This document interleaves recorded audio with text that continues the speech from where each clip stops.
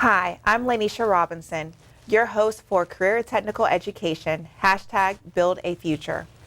Our goal in this show is to show a variety of career and technical education programs we have within St. Lucie Public Schools. These programs are leading the way directly into the workforce for many of our students. Students are earning industry certifications from the skills learned directly from their CTE classroom. In this episode of Career and Technical Education, #Build a Future, you will meet Miss Barbera Serynek from St. Lucie West Centennial High School and learn how these students are earning and getting the leading edge in early childhood education.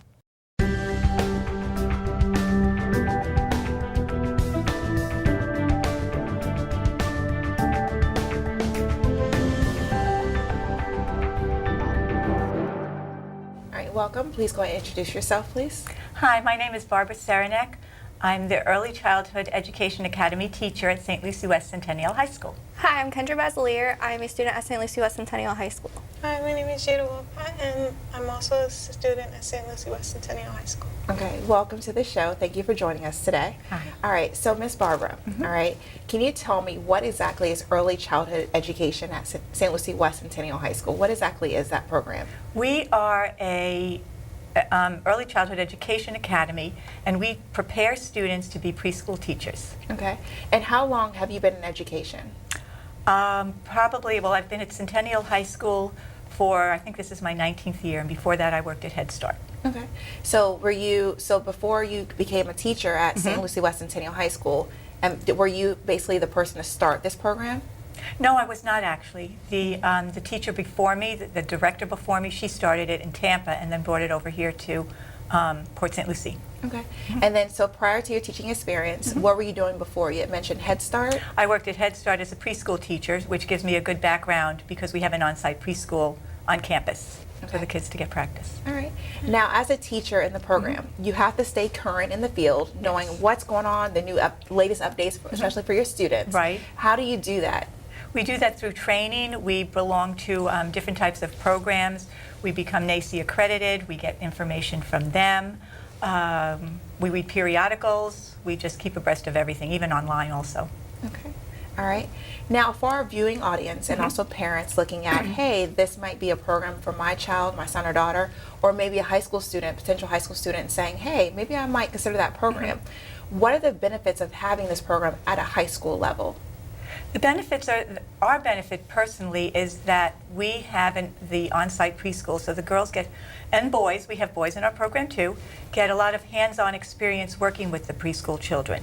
This enables the students to go on and get part-time jobs in preschools, and it prepares them if they want to go further into college with this program. Okay. So if we were to shadow a student, all right, what will we see on a typical day? They would come into school. We do have bookwork that they also do, but then they would be also working in the preschool setting. They might be getting lunch. They might be getting help with breakfast. They might also be helping with the different types of activities that the students are doing.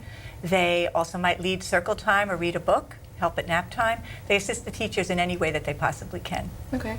Now, you had mentioned basically your students getting that hands-on experience. You talk about working with other kids. But does that mean that there's a program at St. Lucie West Centennial for younger kids? We do have, it's open to the whole community, and it's for anybody that needs a preschool setting. The problem, well, it's not a problem, but we run our school according to the St. Lucie County School Board, so when we're closed, the preschool is closed too. Sometimes it makes it a little hard for parents, but most of the students that we have really enjoy it here, and they get a good education, the little ones. Oh, wow. So what's the name of the actual school or the program? What's the name of it? It's called Eagle's Nest Preschool. Okay. And so what are you all? All right, so we have Jada and Kendra. Yes. All right, what is your experience working with the Eagle's Nest, with those little kids? How old are they anyway? 3 to 4 years old. Some are even 5.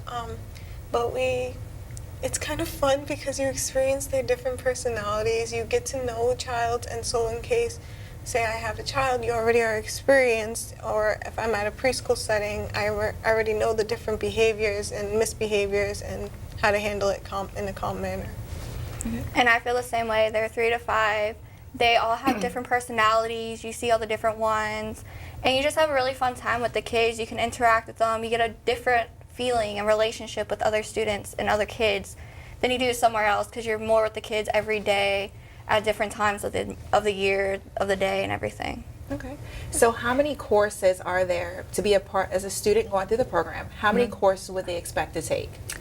We have 5 levels. Their level 1 is an introduction. Level 2, they get their DCF training, which enables them to work in a preschool setting as an assistant teacher. Level 3 and 4 is a 1-year course, but they earn 2 credit hours with that. And they work on their CDA portfolio. They get CPR and first aid trained, and then they learn about children with disabilities, and they go from there. And we never had a level 5 until my students decided that they really would like a level 5 because this gives them more hands-on experience. So that's a directed study training where they're in the preschool the whole entire time, so they do everything with the children. Okay. All right. So what is your take on it, being with the different courses? Like, which course are you all in? We're both in 3 and 4. Okay. It's just Yes. And what? Go ahead. You're in 3 and 4 Yes. as well? Okay. So why did you all choose to be in early childhood education? Why did you decide to go into it? Well, when I was a freshman, it started off in level 1, and I was like, oh, I can't do this. This is all about children, and I never was interested. But when I started, learning and reading more, and I was just like, really? This is what kids go through? And it opened up a new door, and I just kept, when I heard level 2, I went into it. Level 3, I went into it. And it kept on going, and that's what I really enjoyed about it. Well, my mom is a director at a preschool here in Port St. Lucie called Ivy League Preschool Academy. Before I would go there, help out the teachers, be like a teacher assistant. So when I come into high school, I didn't know Centennial had this program until I started in level 1, and I just kept going through, and then I got more interested into it, and I want to go to college, become a teacher, and learn different things about different grade levels and everything. Okay. All right. So you talked about what you want to do in the future. What are your plans for the future? I wanted to do a traveling preschool, so I would travel to different worlds continents. Okay. So you would travel. Continents, and I would teach like English to like little preschool students, or like just be there, because not a lot of in my home land they didn't have really good preschool. And when I went there, I just said, yeah, I have to change this. So I made it my goal to be traveling and open up preschools in different places. Okay. Wow. All right. So do you all take any field trips outside the classroom to get that hands-on experience? In level 3 and 4, they go on field trips with the preschools. Okay. The only field trip we do as in high school is to go up to the college, and we take our DCF exams there. So we go twice a year. That's our big field trip. But they do accompany the preschoolers on their field trips to get more hands-on experiences. Or we also go to different preschools that have opened up to us, and like they wanted to see how the girls in the program want to interact. So we went to like Discovery Emporium and Sunlight Christian Academy and a lot of others. I forgot the rest of them.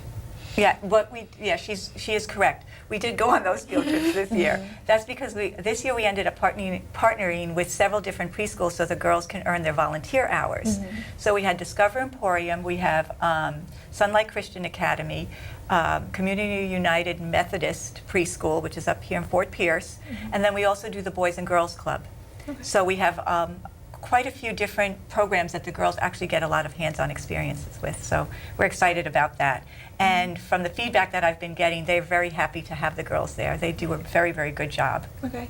Now, do you find that some of your students, when they're volunteering in these different organizations, these different agencies, these different programs, do they tend to be recruited, like once they're actually there? Yes, they have been. We've had, I think, 4 or 5 girls recruited, and they have positions now. Some of them are even going to be getting positions in the summer. And one student who will be graduating this year is going to be getting a position in the summer and also being a substitute at the preschool when she's not in college. Okay. So I thought that was kind of cool. Wow. So your students are actually, is this a market or a demand in our area for students going through early childhood education and actually graduating and getting a job? Is there a market out there for jobs? There is a market, because I actually even have, not the ones that we're partnering with for volunteering, but I have several different programs in the county that call us when they need students for volunteers. Kendra's mom used to call, but now they're Apple accredited and they have to be 18. So we get calls if they're have graduated. But the other programs that are taking the girls that are 16 and older, they call us and they say, hey, we have a position open. Do you have anybody that you could suggest? And I've sent some girls over there. 2 of them just recently had gotten jobs also. Wow, well, congratulations. Yes, thank you. To you as well. Thank you. The students do a very, very good job, and I'm very, very proud of them. They really do, and they make me proud when they go, because the work that they do, the feedback that I've gotten is that they've done a really good job in their programs. All right, well, good So. job, ladies. So with that being said, all right, obviously you talked about certifications earlier. Now, with your students, that's basically, can they just go out and just go start working? Is there any certification that you all offer? Yes. We do the DCF training, which is 40-hour training, and they take 7 tests at the college. We split that up between 3 in the December, and then we do the other 4 in either April or May. Now, once they have that certification, they can actually go into a preschool setting and work as an assistant teacher. And they can help the teachers. They have basically all the requirements that the teachers have except for their license.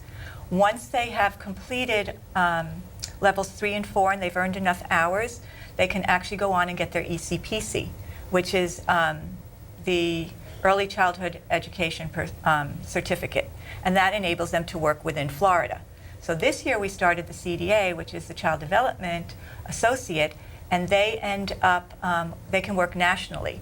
That one they require a test where they have to take. So we're scheduling a test for several of the girls to take that in May, so that they will have their CDA, and then they can work in a preschool anywhere in the United States. So that was kind of cool, and we're excited about that. This is the first year we're doing it. It's been a trial and run, Yes. right? But the girls are getting through. These are 2 of my students that are actually going to be getting their CDAs this year. Okay. So. So with the entry certification, why is it important for you all as students earning the entry certification? And are you also doing, like she mentioned, the CDA? Yes, I'm doing the CDA and everything. It's really fun. You get the experience. But also, I would like to work outside of Florida if I move somewhere, so I can have my CDA and work in a preschool that's not in Florida, where it's like restricted with the ECPC. You can work out of Florida and get different experience from different states, different counties, and everything with other students. All right, and why is it important for you for entry certification? Well, I was thinking my aunt in New York wanted to also open up a home daycare at her place because they're actually in a really need for it. So me getting the CDA, at least with the ECPC, I would have been still in Florida, whereas if I get my CDA, I can go to New York and help her out, and then go anywhere I can help others out too. All right, so one of the things that you all have all mentioned, we're looking at employability skills. What kind of employability skills are you instilling into your students? Like Okay. resume writing? Do you have to work on yes, resumes? we're doing that actually now. We've finished our portfolio, and that goes through 9 actual statements that they have to write about. And they have to learn about how to deal with behavior, how to deal with parents, what types of curriculum are you going to do. They have to learn how to write lesson plans. So now, after we've completed our portfolio, we're working on our resumes and our cover letters, and they are going to be able now to go into a program, even bring their portfolio as to show what they've actually done in the setting, and hopefully get a job. I've had students in prior years where they have gone where they haven't even finished their testing yet, and they haven't necessarily finished their portfolio, but when they went in with this information where they passed several of the tests, they got a job, and then when they have their part of their portfolio done, they got a job also. So they're on the right track. The students do a very, very good job. I'm very pleased with everything that they've done, and they work hard. They work very hard, and it shows. So it shows when I get the good feedback. So I'm very pleased with what's happening in our program. Okay. So where are you all with your portfolios? Like, how does that look? If we were to, is it something that we just look at? It's like a binder we flip through? Like, what exactly is your portfolio? Well, it's a binder. We have all different types of goals, like lesson plans. Some kids have like the black and white, but other students like to put color into it and like see all the different things that you want to teach children, all your different lesson plans, all the different books about everything. And there's all different types of stuff in the binder that you never knew about until like we go to the preschool and they have different ideas of what we're learning than what they used to learn, and have different people there. Yeah, and it like also we can do like the block plans, the like just so if we're a teacher, we can know how to carefully schedule a day so it can fit the children. So say one kid doesn't function well after nap, you would make it so they don't have to do right away until they're finally awake. And so you make accommodations and you learn all different types of skills that you need in a preschool setting. Good. So do you feel like with the portfolios that you all are actually placing together, is this something that you can use in order to get a job in the future, use towards that? Yeah. Yeah. And even the information that they have in there, they can use because they've learned how to write a, what is it? I call it the newsletters, I'm sorry. Yes. The newsletters, but they also have different types of charts, behavior charts. They know how to report abuse and neglect and what to look for. They also have how to schedule the day, and so they've done so much of the stuff that they can actually use this if they opened a preschool or if they were going to be a teacher in a preschool. Okay. So have any of your former students actually opened up a preschool or? I actually have 2 students that have opened up a preschool. One is up here in Fort Pierce. I don't know the name of the preschool, I'm sorry, but she even employed one of my students that was still in high school. So it worked out very well, and I was very proud of her, and she's done a very, very good job. So, yeah, so she's All right. doing Nice. well. So basically your students are also, they're graduating from high school, having this certification, being able to use that for their future, but also not only that, but actually starting up a business Yes. because of it. Wow. Okay. Yes, very cool. All right. So can you explain what other career opportunities are out there? Okay, so you mentioned early childhood education. They can work out like a preschool or daycare. But what other opportunities are out there for students that graduate through your program? For our program, if they wanted to become a director, they could do that. They could open a program. And with the background in early childhood, you can go in almost any type of field. You can become a nutritionist for children, a psychologist. We have people that want to be pediatricians, and they're taking our program just to give them a little more insight into how children develop and learn. So I thought that was very interesting, too. Even one of the parents in our preschool who used to go to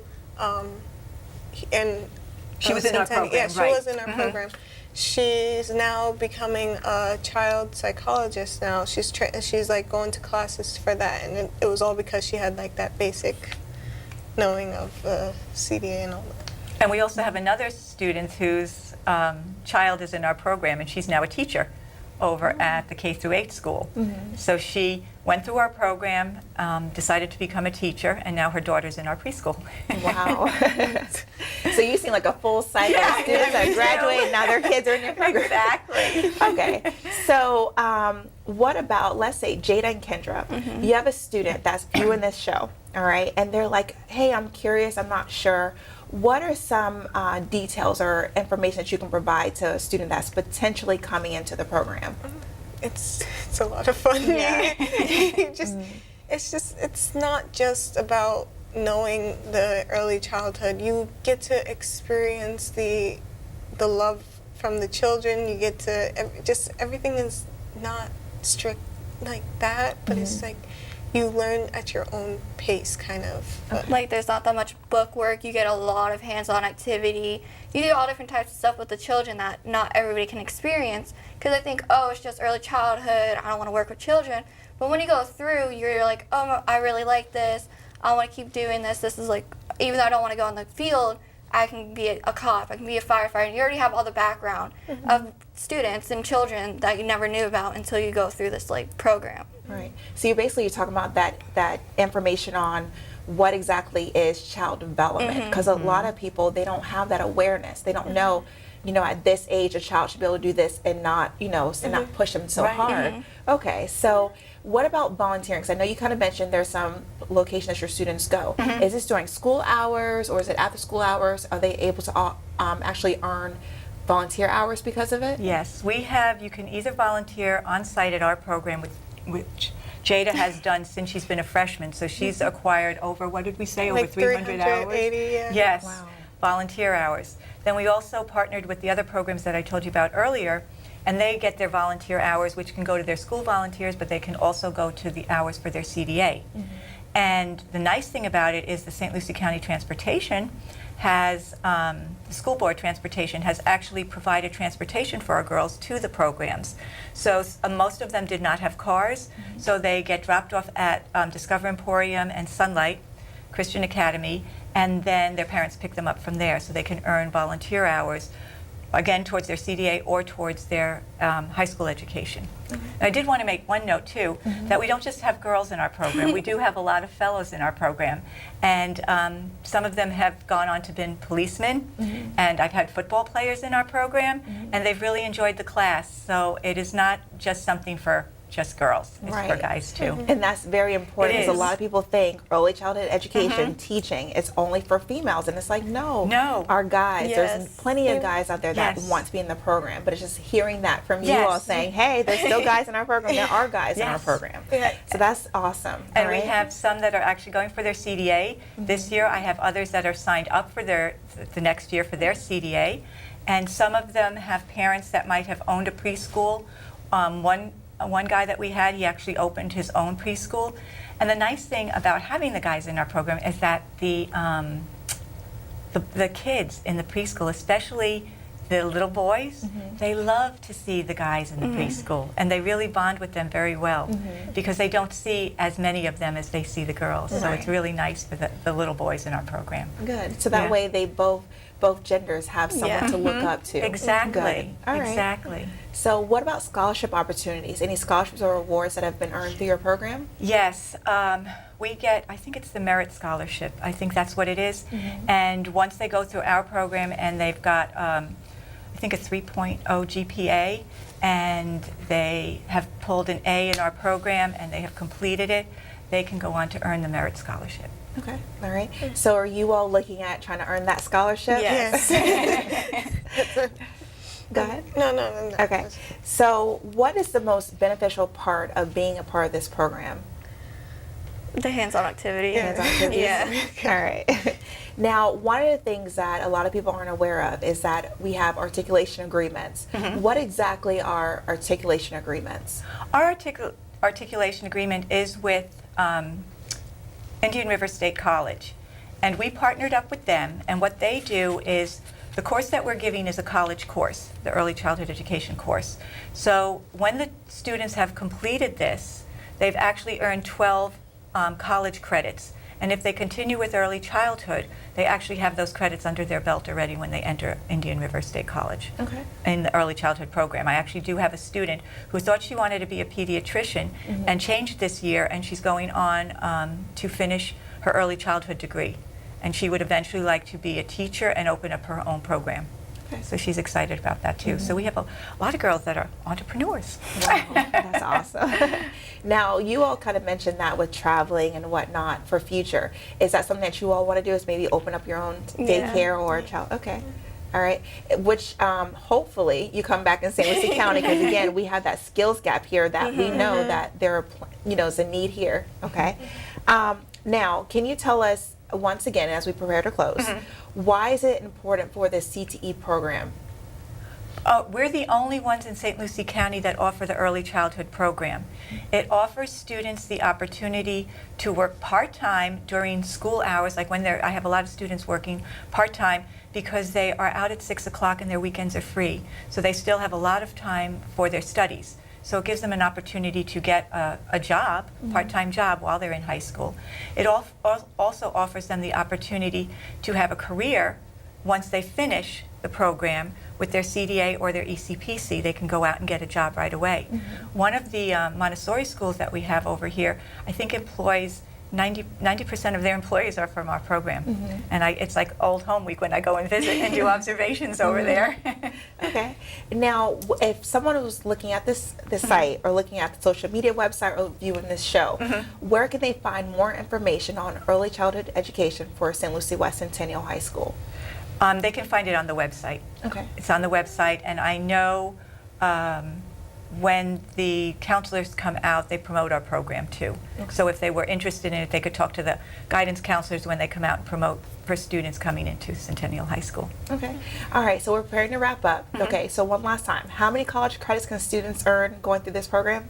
12 college credits if they continue in early childhood at Indian River State College. Okay. And how many entry certifications can they earn? Well, they will be earning 7 industry certifications in the beginning, and then they'll either earn their ECPC or their CDA. Okay. And then once they graduate from high school, they have these entry certifications. Is there a job demand for that? Is there a skills gap out there for Yes, we need there teachers? is. There is a big demand for early childhood teachers. We actually have more preschools that are opening and more need for them. I get many calls asking if we have any room in our preschool for children because there's just not enough out there. All right. All right. Does any closing remarks that you all have for us? No, I don't think so. All right. Well, thank you all for joining us today. Thank you.